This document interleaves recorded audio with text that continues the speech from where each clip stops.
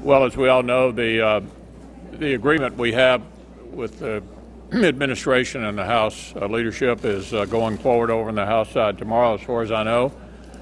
The agreement reaches, I think, the basic points that were important to most Senate Republicans. No addition to the deficit, plus up of defense, no tax increases, and some entitlement changes. There was not much sympathy in my conference, as you can imagine, for raising the debt ceiling without achieving anything on the principal driver of the debt, which is over on the entitlement side of what we spend each year. So I'm hopeful and optimistic that that bill will come over to the Senate, and when it does, we'll take it up. Senator Cornyn. Well, I understand the President's in Chicago today talking about criminal justice reform, and as you know, there's been a working group of senators across the ideological spectrum and the Judiciary Committee and elsewhere to come up with a bipartisan criminal justice reform bill, one composed of sentencing reforms and also prison reforms, which are, generally speaking, preparing prisoners for reentry into society so they don't end up in the turnstile of the criminal justice system and end up back in prison. And so I'm very encouraged by the vote we had in the Judiciary Committee. The one point I would make that there's a point of some confusion during the committee is that nobody will get a get out of jail free card. For those people whose mandatory minimum sentences will be reviewed, those will actually be reviewed by the judge that in whose court the individual was convicted, and the prosecutor who was the one responsible for prosecuting them, to determine whether the new mandatory minimums for some of these crimes are appropriately applied retroactively. But they will be subject to a judge's evaluation and full consideration given to the victims and the circumstances of the case. So this is one area that I told the Majority Leader that with that kind of broad bipartisan support, hopefully after we get through with the rest of this year's business, this is something that we could take up. The House is considering a similar bill, and with the President's support for the idea of criminal justice reform, it seems like the time is right. I want to speak to the issue for just a minute about taxpayer protections. We had John Koskinen, who's the Commissioner of the IRS, in front of the Senate Finance Committee this morning, attempting to defend the IRS's position when it comes to this issue of political targeting. And what strikes me about what's happened over the past several months is that you've got an IRS who clearly hasn't gotten the message from the American people that they want an IRS that's going to be impartial, that's going to be accountable to the American people, and is going to treat taxpayers with respect and fairness. And American people don't need an IRS, the agency that's responsible for their tax collections, has tremendous power over their lives, literally the power to destroy them. They don't need an IRS that they have to worry is going to disclose their confidential tax information to a third party, or that's going to target them for their political beliefs, or that is going to not have a policy that keeps IRS employees' emails intact. And those are all things that have happened at the current IRS. And so we think that needs a change. Chuck Grassley and I have introduced a bill called the Taxpayer Bill of Rights, which will provide the protections for taxpayers that are necessary so that we change the culture at the IRS. What's happening today over there simply isn't acceptable. They have tried to write it off as incompetence. Whether it's incompetence or corruption, neither is acceptable to the American people. And so I hope we can get bipartisan support for a taxpayer bill of rights that will ensure that these types of episodes don't happen again in the future.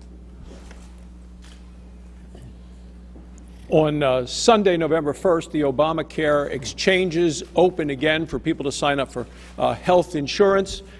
As a doctor who's interested in making sure people actually get health care, my message would be buyer beware.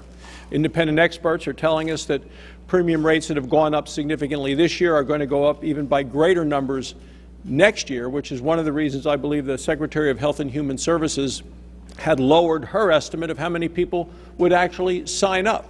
I mean, here we are 5 years after the Obama health care law has gone into effect, and you still have 32 million Americans who don't have insurance coverage. And just having insurance coverage doesn't mean you actually can get health care in America.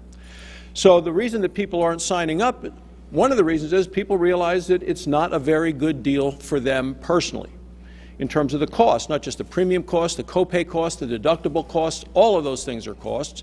People realize it's not a good deal for them because they see the stories about the failure of the co-ops, the limited choices, and even people who get subsidies from the government. Many of them are backing away because they still believe, even with the subsidies, it costs them too much to actually get care. Now, President Obama continues to say that the health care law is working even better than he thought it was going to work. I would just say it's time for Democrats to sit down with Republicans and try to help people to get health care, the care that they need, that they want, and they can afford.